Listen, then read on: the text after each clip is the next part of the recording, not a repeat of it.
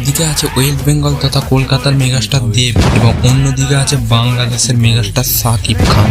দেব অভিনীত আমাজন অভিযান সিনেমাটি 50 কোটি টাকা আয় করে ইতিহাস সৃষ্টি করেছে। আবার শাকিব খানের বরবাদ সিনেমাটি 75 কোটি টাকা আয় করে বাংলাদেশের শীর্ষে রয়েছে। শাকিব খান তুফান, নবাব, বীর, পাসওয়ার্ডের মতো মাস অ্যাকশন সিনেমা করে বাংলাদেশে বিখ্যাত হয়ে উঠেছে। অন্যদিকে দেব সাঁঝবাতির মতো ড্রামা, চাঁদের পাহাড়ের মতো অ্যাডভেঞ্চার, টেক্কার মতো থ্রিলার এবং খাদানের মতো অ্যাকশন সিনেমা করে খ্যাতি অর্জন করেছে। গোটা বাংলাদেশে শাকিব খানের বিপুল ফ্যান বেস তৈরি হয়েছে। সেই তুলনায় শুধুমাত্র কলকাতা ও পশ্চিমবাংলার কিছু অঞ্চলে দেবের ব্যাপক ফ্যান রয়েছে। দেবের কণ্ঠস্বর কিছুটা নরম ও নাজাল হলে তা একসময় তার দুর্বলতা হিসাবে দেখা হতো। শাকিব খান তার কণ্ঠ তুলনামূলক ভারী এবং গম্ভীর, যা তাকে পর্দায় একজন শক্তিশালী অভিনেতা হিসাবে প্রতিষ্ঠিত করতে সাহায্য করে।